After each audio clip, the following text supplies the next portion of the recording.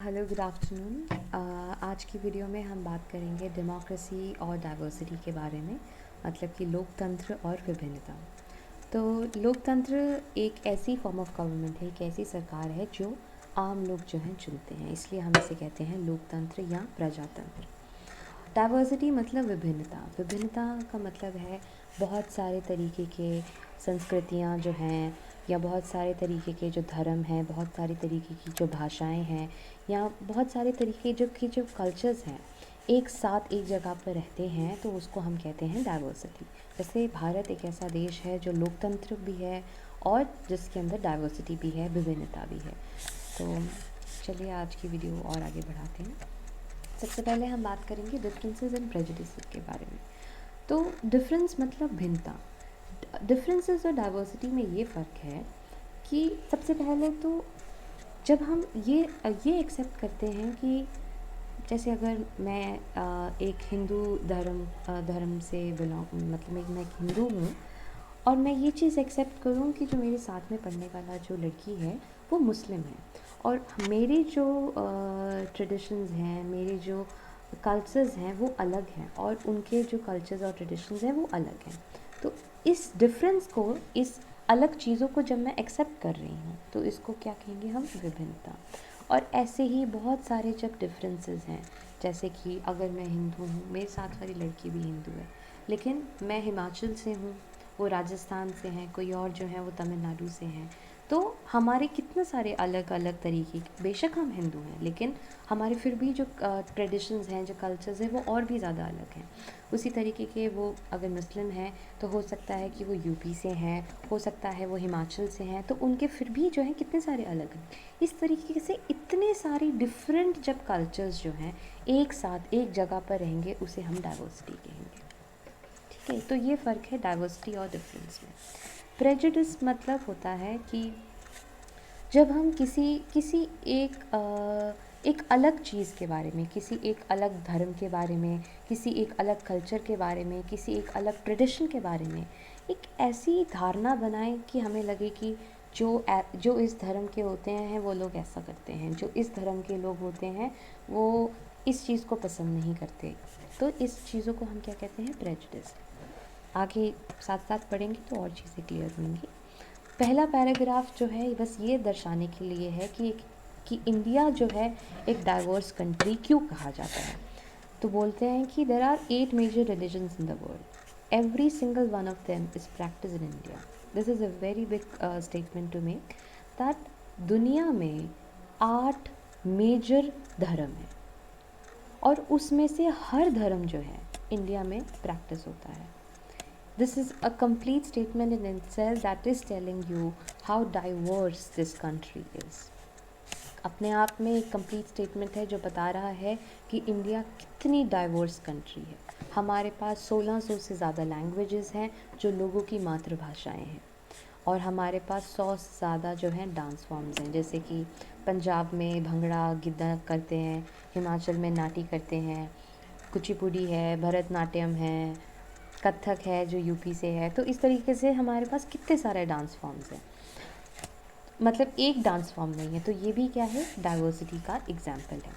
तो आगे बोलते हैं that yet this diversity is not always celebrated. जो ये हमारी डाइवर्सिटी है, ये जो हमारी विभिन्नता है, हमेशा एक ऐसा पात्र नहीं है जिसे सिर्फ सेलिब्रेट किया जा सके। और ऐसा क्यों है? क्योंकि वो हम आगे देखेंगे, क्योंकि हमें जो है उन्हीं लोगों के साथ जो है सेफ़ महसूस होता है जो हमारी तरह दिखते हों, हमारी तरह बोलते हों, हमारी तरह के कपड़े पहनते हो, और हमारी तरह की सोच रखते हैं। और अगर ये वाली बात जो है that diversity is not always celebrated, had this been a wrong statement, then India, a country like India which is really diverse, would not be facing a lot of communal rights. And because we do face a lot of communal rights, this statement is true in itself. क्योंकि हम देख रहे हैं आजकल इतने ज़्यादा सांप्रदायिक जो है दंगे हो रहे हैं भारत जैसे देश में जो डाइवर्स है, तो इसलिए ये जो स्टेटमेंट वो बता रहा है that diversity is not always celebrated, एक वेरीफाइड स्टेटमेंट है। क्योंकि हम जो है ऐसे लोगों के साथ ही सेफ़ महसूस करते हैं जो हम लोगों की तरह दिखते हों। जब हमें कोई अलग इंसान दिखता है जो हमारी तरह के कपड़े नहीं पहनता या हमारी तरह की हमारी तरीके की भाषा इस्तेमाल नहीं करता है, तो हमें क्या है, उनसे एक अजीब सी फीलिंग आती है कि ये क्या है। तो और और हमारे पास जो है कुछ धारणाएं क्योंकि दिमाग में ऑलरेडी धारणाएं बनी होती हैं कि ऐसे जो बोलते हैं लोग, जो अगर कोई ऐसी भाषा में बात कर रहे हैं तो वो लोग कम पढ़े लिखे होंगे या कुछ, एग्जाम्पल के तौर पे बता रहे हैं। तो प्रेजुडिस का मतलब है मीन्स टू जज अदर पीपल नेगेटिवली और सी देम एज इन्फीरियर। कि जब हम किसी, क्योंकि वो कोई हमसे अलग रिलीजन या अलग ट्रेडिशंस को फॉलो करता है, अलग संस्कृति को फॉलो करता है, तो हम लोग ये, हमारा ये सोचना कि वो लोग थोड़ा गलत काम कर रहे हैं या हमसे वो किसी भी मायने में नीचे हैं, तो इसको हम कहते हैं प्रेजुडिस, जो कि बहुत गलत है। हम बहुत सारी चीज़ों को लेकर प्रेजुडिस्ड हो सकते हैं, जैसे लोगों के धर्म को लेकर, लोगों की स्किन कलर को लेकर, लोगों के रीजन जहाँ से वो आए हैं, क्या वो शहर से आए हैं, क्या वो गांव के हैं, उनको लेकर भी हम बहुत सारी धारणाएं बनाते हैं। जिस तरीके से वो बोल रहे हैं, जिस तरीके से वो कपड़े पहन रहे हैं, जिस तरीके से उनका उठना बैठना, जिस तरीके से उनका खान पीन है, हम हर चीज़ को जज करते हैं और इस चीज़ को हम कहते हैं प्रेजुडिस। क्रिएटिंग स्टीरियोटाइप्स हमारा अलग टॉपिक है। अब पहले तो ये जानना ज़रूरी है कि प्रेजुडिस और स्टीरियोटाइप में क्या फ़र्क है। प्रेजुडिस का हिंदी में मतलब था पूर्व धारणा, कोई जो हमारी ओपिनियंस हैं जो पहले से हैं हमारे पास, और स्टीरियोटाइप का मतलब है रूढ़िबद्ध धारणा। अब दोनों में फ़र्क इतना है कि जब मान लो, जैसे मैं छोटी थी, तो क्योंकि मैं हिमाचल में रहती हूँ, तो मेरे घर पे तो हिंदी बोलने का माहौल था। तो लेकिन जब कोई बाहर का इंसान आता था तो वो जो लोकल भाषा है पहाड़ी, वो बोला करते थे। तो जब मैं छोटी थी तो मैं ये मानती थी कि जो लोग पहाड़ी बोलते हैं वो मतलब उनको उनको उन्होंने पढ़ाई नहीं की है, वो ऐसे लोग हैं जो जिनको शायद इतना कुछ मालूम नहीं है, कुछ मतलब आप समझ रहे हैं मेरी बात की, मतलब मेरी धारणाएं उनके बारे में ऐसी थी कि वो लोग जो हैं मुझसे अलग हैं और शायद वो मुझसे इन्फीरियर हैं, क्योंकि मैं हिंदी में बात करती थी, मेरे घर वाले हिंदी में बात करते थे मुझसे। लेकिन ये मैंने बाद में रियलाइज़ किया, बाद में क्योंकि मैं बड़ी हुई, मैं समझ पाई कि वो तो उनके बोलने का तरीका है, वो उनका एक्सेंट है या उनकी वो भाषा है। लेकिन ये जो मैं जिस चीज़ का एग्जांपल दे रही हूँ ये है प्रेजुडिस, कि मैं उनको ये समझा कि क्योंकि वो पहाड़ी बोलते हैं तो वो जो है उनको मैंने नेगेटिवली जज किया और उनको मैंने अपने आप से इन्फीरियर समझा, तो इसको हम प्रेजुडिस कहते हैं। लेकिन स्टीरियोटाइप में क्या फ़र्क है, जब आप ये तो मान लिया कि ये जो है हमसे इन्फीरियर हैं और हम जो हैं उनसे अलग हैं, लेकिन आप जब लोगों को फिक्स कर दें और उनसे यही अपेक्षा करें कि आपको ऐसा ही रिज़ल्ट शो करना है, ऐसा ही बिहेवियर दिखाना है, तो उसको हम कहेंगे स्टीरियोटाइप। प्रेजुडिस का मतलब जैसे आप समझ लो कि ये मानना कि अगर आप लड़की हैं तो आपको खाना बनाना आना चाहिए। ये है प्रेजुडिस कि लड़की है तो खाना बनाना आना चाहिए। और जब आप इसको फिक्स कर दें कि क्योंकि आप लड़की हो, खाना बनाना तो आपको आना ही चाहिए होगा, तो ये क्या है, आप स्टीरियोटाइप बना रहे हैं। आप समझ रहे हैं कि पहले तो आपने एक जजमेंट दी है कि लड़की है तो खाना बना ही लेती होगी, उसके बाद आप एक्सेप्ट कर रहे हैं कि आप क्योंकि लड़की हैं तो आपको खाना बनाना ही है। तो क्रिएटिंग स्टीरियोटाइप्स मतलब when we fix people into one image we create a stereotype. एक इमेज है कि लड़की खाना बनाती है, और जब हम इस चीज़ को जो है फिक्स कर दे कि खाना तो बनाना ही है, तो उसको हम क्या कहते हैं कि that we are creating a stereotype. तो when people say that those who belong to a particular country, religion, sex, race, economic background, they are stingy, they are lazy, they are criminal, they are dumb, they are using stereotypes। जब हम ये बोलते हैं कि जो लोग, मान लो अगर ये किसी की धारणा है कि जो लोग जो हैं नेपाल के हैं वो इस तरीके के लोग हैं, अब जो लोग जो सिख धर्म के हैं वो इस तरीके के लोग हैं, तो क्या है, हम क्या कर रहे हैं, हम स्टीरियोटाइप्स बना रहे हैं। ठीक है, अब हम बात करेंगे इनइक्वालिटी एंड डिस्क्रिमिनेशन की। Discrimination happens when people act on their prejudices और स्टीरियोटाइप्स। मतलब कि आपके पास प्रेजुडिसेस थे, आपके पास स्टीरियोटाइप्स आपने उनके बना लिए, फिर आपने उसके हिसाब से काम किया। जैसे कि अगर आपने अगर हम कास्ट सिस्टम की ही बात करें तो पहले हमने मान लो कि ये एक गलत बात है जो मैं भी बोलने लगी हूँ, लेकिन मैं आपको बता रही हूँ एक सोशल रियलिटी के बारे में। अगर हमने ये मान लिया कि जो सो कॉल्ड लोअर कास्ट हैं, जो दलित हैं, वो गंदे लोग हैं, वो साफ़ सफाई से नहीं रहते हैं, जो कि ये गलत बात है। मैं फिर बता रही हूँ ये गलत बात है, लेकिन मैं आपको एक सोशल रियलिटी बता रही हूँ कि ऐसे लोगों की धारणाएं हैं। तो उस वजह से अगर आपने इस प्रेजुडिस और इस स्टीरियोटाइप पर ऐसा काम कर रहे हैं कि आपने उनको अपना कुआं से पानी लेने नहीं दिया, तो ये आप क्या कर रहे हैं? आप डिस्क्रिमिनेशन कर रहे हैं, आप भेदभाव कर रहे हैं। तो ये फ़र्क है एक प्रेजुडिस, स्टीरियोटाइप और डिस्क्रिमिनेशन में। When you act according to your prejudices and stereotype, so what you are doing is you are doing discrimination. If you do something to put other people down, if you stop them from taking part in certain activities and taking up jobs, or stop them from living in certain neighborhoods, prevent them from taking water from the same well or hand pump, or not allow them to drink tea in the same cups of glasses as others, you are discriminating against them. I also have one example to share here. जब दिल्ली की बात है, हम landlords के पास जाते थे घर लेने के लिए, फ्लैट्स लेने के लिए, तो मैंने ये बहुत ज़्यादा नोट किया कि जो लैंडलॉर्ड्स थे दिल्ली में, बहुत पर्टिकुलरली स्पेसिफाई करते थे कि अगर आप हरियाणा से हैं तो हम आपको लैंड वो नहीं देंगे, फ्लैट नहीं देंगे, क्योंकि उनके दिमाग में एक प्रेजुडिस है कि हरियाणा की लड़कियां शायद पता नहीं क्या प्रेजुडिस है, पर उनके दिमाग में कोई स्टीरियोटाइप है उनको लेकर कि हरियाणा की लड़कियां शायद अच्छी नहीं हैं, सफाई से नहीं रहती हैं, कुछ गलत करती हैं। तो वो क्या कर रहे हैं, जो हरियाणा की जितनी लड़कियां उनको अपना फ्लैट नहीं दे रहे हैं, तो वो अब क्या कर रहे हैं, उन स्टीरियोटाइप्स के ऊपर एक्ट कर रहे हैं और डिस्क्रिमिनेट कर रहे हैं on the basis of your state. तो इसलिए वो आधार कार्ड देखकर फ्लैट देते थे कि आप हरियाणा से हैं या नहीं। तो that is also a form of discrimination. ये भेदभाव कर रहे हैं। और डिस्क्रिमिनेशन, जब आप डिस्क्रिमिनेशन कर रहे हैं, ये तो चलो एक फ़्लैट की बात थी, लेकिन आप बहुत जगह पर और डिस्क्रिमिनेशन करते हैं। जैसे बहुत अभी भी इंडिया में जो रूरल एरियाज़ है, वहाँ पर जो दूर दराज के इलाके हैं, वहाँ पर ये भी शायद हो सकता है एक तरीके का स्टीरियोटाइप है, लेकिन फैक्ट्स के हिसाब से मैं बता रही हूँ कि अभी भी कास्ट बेस्ड डिस्क्रिमिनेशन होती है, भेदभाव होता है आपकी जाति की वजह से, और इस वजह से बहुत सारे बच्चे जो हैं पढ़ नहीं पाते हैं, स्कूल में दाखिला नहीं मिल पाता है, या अगर मिल पाता है तो उनके साथ इस तरीके का बिहेवियर होता है कि वो जो दलित्स हैं ह्यूमिलिएटेड फील करते हैं, इस वजह से वो पढ़ाई नहीं कर पाते। और जब वो, आपका एक हक है पढ़ाई करना, लेकिन आप नहीं कर पा रहे हैं क्योंकि आपके साथ भेदभाव हो रहा है, और इसका रिज़ल्ट क्या है, उनमें इनइक्वालिटी हो रही है, उनके साथ अनइक्वालिटी हो रही है, असमानता हो रही है, क्योंकि राइट टू एजुकेशन एक हमारी फंडामेंटल राइट है, वो उनको नहीं मिल पा रही है। तो ये क्या है, ये है एग्जाम्पल इनइक्वालिटी का, असमानता। आगे हम बात करेंगे overlapping and cross cutting differences. Overlapping मतलब जब एक के ऊपर दूसरी परत, अगर हम उस तरीके से सोचें, उसे हिंदी में इंग्लिश में ओवरलैपिंग कहेंगे। क्रॉस कटिंग डिफरेंसेस मतलब कि जब अलग अलग कल्चर्स जो हैं उसके अंदर जो हम डिफरेंसेस जो हैं, जो मतभेद हैं, उनके बारे में पढ़ेंगे, तो उसको कहते हैं क्रॉस कटिंग डिफरेंसेस। अब social division takes place when social differences overlap with other differences.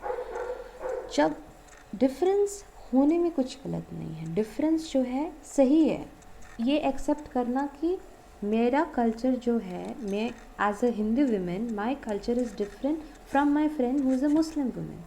To accept that difference, it is fine, because that is true, we have different cultures, whatever the reason may be. I mean, I'm not going to go on the scriptures and how it is different, but I am accepting that fact that my friend was a Muslim, she follows a different culture, and I am a Hindu and I follow a different culture.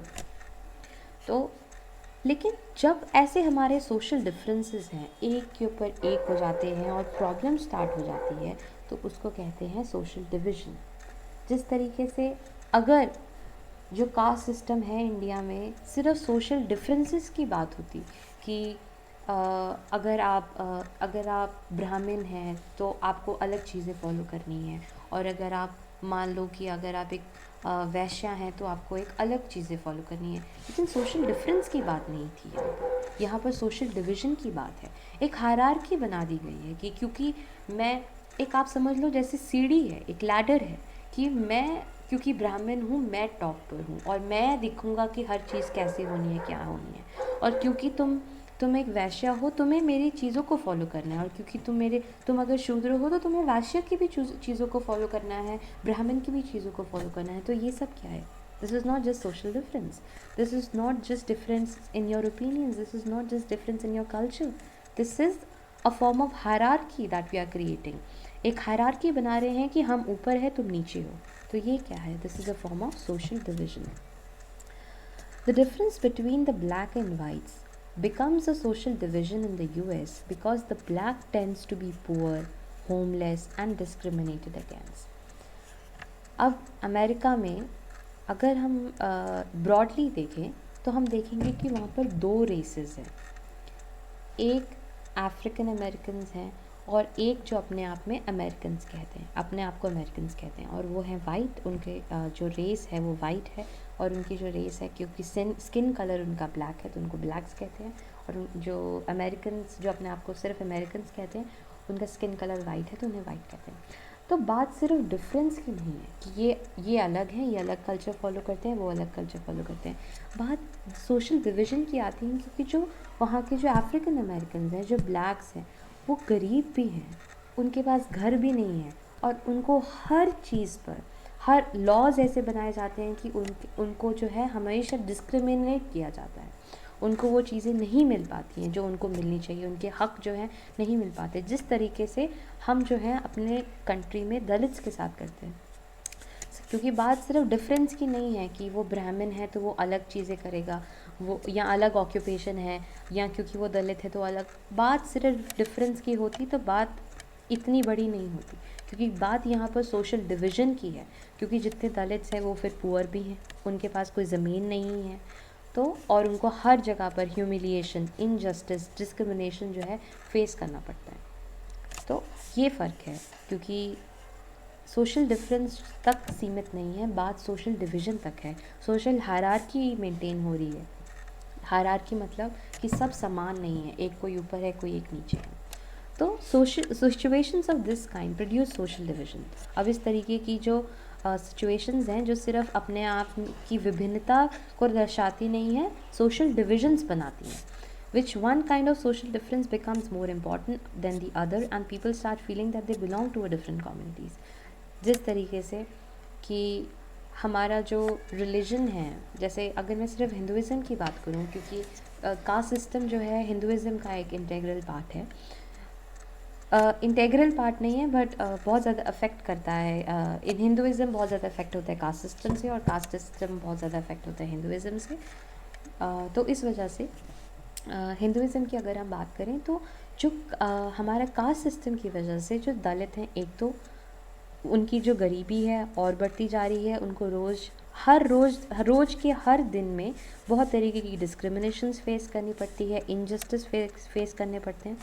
तो उनको ऐसा लगता ही नहीं है कि जो religion जो है एक सो कॉल्ड अपर कास्ट जो हिंदुइज़्म जैसा देखता है, उसी तरीके का हिंदुइज़्म क्या एक दलित देखता है, क्योंकि हिंदुइज़्म ही तो कास्ट सिस्टम, क्योंकि हिंदुइज़्म में ही कास्ट सिस्टम के बारे में बहुत कुछ लिखा है। तो उन दोनों जो लोग हैं, एक अगर अपर कास्ट है और एक लोअर कास्ट है, उन दोनों का हिंदुइज़्म को देखने का नज़रिया ही अलग हो गया है। तो उनको तो एक as a lower caste they do not feel that they belong to this particular community और दिस पर्टिकुलर रिलीजन। अब है एक होमोजेनस सोसाइटी और माइग्रेंट्स क्या होते हैं। होमोजेनस सोसाइटी आज के टाइम में देखें तो एक बहुत ही ज़्यादा ऐसी सोसाइटी है जो बहुत ज़्यादा काल्पनिक है, बहुत मतलब I think it's is very very impossible to think of a society which is homogenous, क्योंकि ऐसा शायद ही कोई देश होगा जहाँ पर सिर्फ एक तरीके के लोग रहते हैं। क्योंकि अभी जो हैं इतने ज़्यादा जो लोग हैं हर कंट्री में जा रहे हैं। इंडिया में भी देखो, इंडिया तो एक ऐसी कंट्री है जिसकी हाईएस्ट डायस्पोरा है बाहर, जो यहाँ इंडिया के लोग बाहर गए हुए हैं विदेशों में। तो एक होमोजेनस सोसाइटी जो है बहुत ही एक काल्पनिक टर्म है, लेकिन पहले के टाइम पर जब इतने ज़्यादा लोग जो हैं अपने देश को छोड़कर दूसरे देशों में नहीं जाया करते थे, उस समय की बात है कि जर्मनी और स्वीडन जैसी जो कंट्रीज़ थी हाईली होमोजेनस थी। इनमें कुछ परसेंटेज तो होगी ऐसे कल्चर्स की जो थोड़े अलग हों, लेकिन बाकी ऑन दी होल जर्मनी और स्वीडन जो है बहुत ज़्यादा होमोजेनस सोसाइटी थी। होमोजेनस सोसाइटी मतलब समजातीय समाज, यानी कि ऐसा समाज जहाँ पर अधिकतर तो जो लोग हैं एक ही तरीके के, एक ही ट्रेडिशन और कल्चर को फॉलो करने वाले हों। लेकिन क्या हुआ, जैसे अब बहुत सारे जो लोग हैं दूसरे देशों से जो है उनके देश में आने लगे, जिनको हम प्रवासी कहते हैं, माइग्रेंट्स कहते हैं, वो अपने साथ अपना कल्चर लेकर आते हैं, अपनी भाषा लेकर आते हैं, अपना खान पीन लेकर आते हैं, अपनी डांस फॉर्म्स लेकर आते हैं, नृत्य कला लेकर आते हैं। तो क्या है, क्या वो सोसाइटी फिर एक तरीके का समाज रहेगा? क्या वो एक समजातीय समाज रहेगा? नहीं रह पाएगा, क्योंकि इंसान जो है जब एक ट्रैवल करता है तो कभी सिर्फ अपना बैग और अपना अकेला ट्रैवल नहीं करता, अपने पूरे कल्चर को साथ में लेकर जाता है। जिस तरीके के कपड़े भी लेकर जाएगा तो वो भी कपड़े पहनने का तरीका जो है वो भी हर समाज में अलग है। तो होमोजेनस सोसाइटी क्या है? A society that has similar kinds of people especially where there are no significant ethnic differences.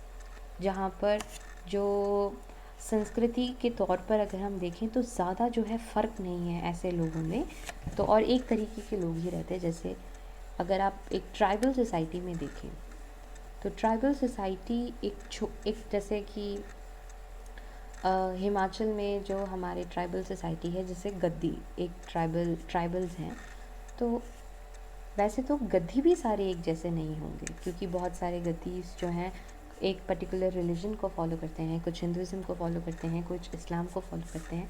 तो लेकिन अगर उसको भी देखें तो वो भी एक होमोजेनस सोसाइटी नहीं है, लेकिन फिर भी क्योंकि वो एक ट्रेडिशनली एक शेपर्ड पैस्ट्रलिस्ट ट्राइबल सोसाइटी है, तो ट्राइबल सोसाइटी मुझे लगता है कि काफ़ी हद तक एक होमोजेनस सोसाइटी है, क्योंकि समजातीय समाज जिसे कहते हैं कि एक तरीके के लोग रहते हैं। और माइग्रेंट क्या है? Anybody who shifts from one region or country to another region within a country or to another country usually for work or other economic opportunities। ऐसे लोग जो एक जगह को छोड़कर दूसरी जगह पर जाते हैं, एक देश को छोड़कर दूसरी देश में जाते हैं, एक स्टेट से छोड़कर हम दूसरी स्टेट में जाते हैं। जैसे मैं ही हिमाचल को छोड़कर दिल्ली में जाती थी पढ़ने के लिए अपने काम को लेकर या कोई भी अपॉर्चुनिटीज़ को लेकर, तो उनको हम माइग्रेंट्स कहते हैं या प्रवासी कहते हैं। अब हम बात करेंगे caste based discrimination and depressed classes movement 1924 की। तो ये तो हमने पहले ही देखा था कि जो कास्ट सिस्टम है it is not just about social differences, it is more than that, it is about social division. तो कास्ट सिस्टम या कम्युनिटीज़ क्या है? In the caste system communities या group of people were placed in a sort of ladder.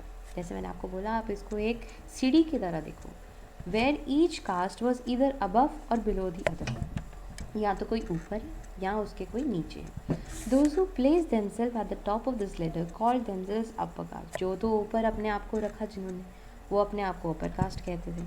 And saw themselves as superior, और अपने आप को बहुत महान समझते थे, दूसरों से अच्छा समझते थे। The groups who were placed at the bottoms of the ladder were seen as unworthy and called untouchable. और जिनको उन्होंने खुद ही नीचे रखा उनको वो समझते थे कि एक तो ये ऐसे लोग हैं जिनको टच नहीं कर सकते, और उनको कि अपने आप से क्या है, इन्फीरियर समझते थे, कम समझते थे। तो ये तो एक गलत सिस्टम है, लेकिन बहुत सालों से यही प्रथा चली आ रही है। तो इसके खिलाफ जो है काफ़ी मूवमेंट्स हुई हैं। जैसे एक सत्यशोधक मूवमेंट हुई थी सबसे पहले, ज्योतिराव फूले ने की थी 1873 में महाराष्ट्र में। Emancipation of low caste, untouchables and widows and against Brahmin dominion. क्योंकि जो अपर कास्ट हैं वो ब्राह्मण जो कास्ट है वो ब्राह्मण कास्ट हैं, सबसे ऊपर है हायरार्की में। तो ब्राह्मण्स जो है अपना डोमिनेशन एस्टैब्लिश करते हैं कि हम ऊपर हैं, बाकी सब नीचे हैं, ये चीज़। तो ये जो सत्यशोधक मूवमेंट हुई है ये ब्राह्मणिक डोमिनियन के ऊपर, जो ब्राह्मण्स ने हर चीज़ पर कब्ज़ा कर रखा है और हर लोगों को ये समझाने की कोशिश की है कि आपका ये काम है, ये आपका काम है, ताकि उनका खुद का दबदबा बना रहे। तो इस चीज़ के खिलाफ जो है ये मूवमेंट थी सत्यशोधक मूवमेंट, जो ज्योतिराव फूले ने फाउंड की थी 1873 महाराष्ट्र में। उसके बाद बी आर अम्बेडकर थे जो 1924 में, जिन्होंने महार मूवमेंट या डिप्रेस क्लासेस मूवमेंट जो है स्टार्ट करी थी। ये थे डिप्रेस क्लासेस जो थी हमारी लोअर कास्ट, और जो अनटचेबिलिटी है, छूत-अछूत, इसके खिलाफ जो ये मूवमेंट थी।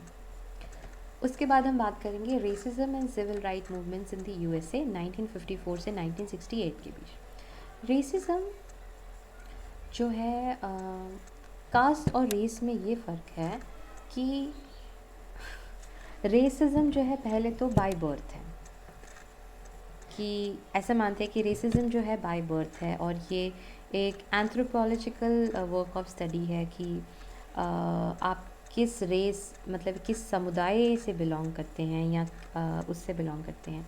तो उस रेसिज्म में क्या है कि आप लोगों के जो स्किन कलर है उसके बेसिस पर आप उनकी रेस इस्टेब्लिश करते हैं कि क्योंकि मैं वाइट हूँ तो मैं अमेरिकन हूँ, क्योंकि आपके जो रंग है वो थोड़ा डार्क है, ब्लैक है, तो आप अफ्रीकन अमेरिकन हैं, क्योंकि आप अफ्रीकन अमेरिकन हैं तो हम आपके साथ अब ये सब चीज़ें जो है भेदभाव करेंगे। तो ये सब जो है रेसिज्म इसे कहते हैं। अब वैसे तो कास्ट जो सिस्टम है हमारा, कास्ट सिस्टम भी बाय बर्थ है, क्योंकि आप देखो कि कोई लोअर कास्ट में जन्म लेकर अपर कास्ट में नहीं आ पाता, और अपर कास्ट में जन्म लेकर लोअर कास्ट में नहीं आ पाता, तो वो भी बाय बर्थ है। लेकिन इन दोनों में यही फ़र्क है कि एक तो स्किन कलर के हिसाब से नहीं है, रेसिज्म जो है स्किन कलर के हिसाब से है। और ऐसा माना जाता है, बहुत सारे जो हमारे सोशियोलॉजिस्ट हैं वो ये मानते हैं दैट कास्ट सिस्टम और रेसिज्म में ये फ़र्क है कि कास्ट सिस्टम पहले तो उसको एज अ सोशल डिवीज़न ही नहीं देख पाते, कास्ट सिस्टम को एज डिवीज़न ऑफ लेबर देखते हैं कि क्योंकि हम लोगों ने, क्योंकि पुराने टाइम पर ये था कि जो ब्राह्मण्स हैं वो प्रीस्टहुड करेंगे, पंटाई करेंगे, जो क्षत्रिय हैं वो बल वाली चीज़ों का काम करेंगे, तो इस तरीके से बाकियों का भी था। तो ये वो बोलते हैं कि वो एक सोशल डिवीज़न नहीं है, लेकिन वो क्या है, डिवीज़न ऑफ लेबर है, कि लेबर को हमने डिवाइड किया हुआ है। तो हर सोशियोलॉजी एक ऐसी चीज़ है जिसमें हर कोई जो है थ्योरीज़ देता है, और कोई थ्योरी किसी को क्रिटिसाइज़ करती है, क्रिटिक करती है, बट इवेंचुअली एक ऐसी थ्योरी नहीं बन पाती जो हम बोलें कि हम इसी को ही फॉलो करेंगे। तो एनीवे, रेसिज्म जो है सिविल राइट मूवमेंट, रेसिज्म था, हमेशा से था, और अभी भी फॉलो होता है। जैसे कास्टिज़म है, पहले भी था, अभी भी वही फॉलो हो रहा है। लेकिन हमने पहले कुछ मूवमेंट्स पढ़ी हैं कास्ट बेस्ड डिस्क्रिमिनेशन के ख़िलाफ़, अब हम देखेंगे कि रेसिज्म के ख़िलाफ़ क्या क्या मूवमेंट्स हुई है यूएसए में। पहले आई थी सिविल राइट मूवमेंट्स, जिसमें जो है रेशियल डिस्क्रिमिनेशन जो था अफ्रीकन अमेरिकन्स के ख़िलाफ़, उसको ख़त्म करने के लिए ये मूवमेंट आई थी, जिसको मार्टिन लूथर किंग जूनियर ने स्टार्ट किया था। क्योंकि ऐसे कुछ लॉज बनाए हुए थे जो ब्लैक अमेरिकन्स थे, जहाँ जिन्हें अफ्रीकन अमेरिकन्स कहते हैं, उनके साथ जो है इनजस्टिस हो रहा था। उसके बाद जो है ये वाली जो थी एक पीसफुल मूवमेंट थी, लेकिन जो ब्लैक पावर मूवमेंट हुई थी जो 1966 से लेकर 1975 के बीच में हुई थी, ये थोड़ी मिलिटेंट थी, ये वायलेंस का भी इस्तेमाल करती थी। दोनों का मुद्दा एक ही था कि वो रेसिज्म जो है उसको ख़त्म करना चाहती थी, लेकिन इसमें थोड़ा वायलेंस का इस्तेमाल होता था और इसमें नहीं होता था। तो आई थिंक हर कंट्री जो है, आप देखेंगे कि एक तो कोई होमोजेनस कंट्री नहीं है अभी। हर कंट्री में, क्योंकि माइग्रेंट्स हैं, हर कंट्री में डाइवर्स कल्चर्स हैं।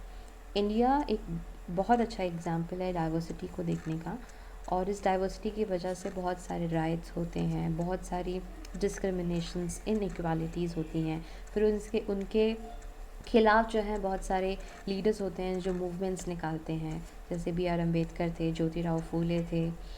तो उसी तरीके से यूएसए के बारे में देखा हमने कि यूएसए में भी मार्टिन लूथर किंग जूनियर थे, जिन्होंने रेसिज्म के जो खिलाफ़ जो है मूवमेंट स्टार्ट की थी। तो कोई भी कंट्री एक आइडियल कंट्री नहीं बन सकती, तो हर जगह पर कुछ ना कुछ जो है दिक्कत होती रहती है। तो आज की इस वीडियो से हम यही देखना चाह रहे थे कि लोकतंत्र है हमारे देश, लेकिन फिर भी उसमें डाइवर्सिटी है, और उसकी वजह से कितनी डिस्क्रिमिनेशंस और कितनी इनइक्वालिटी है हमारे कंट्री में। तो आज के लिए बस इतना ही। Thank you so much.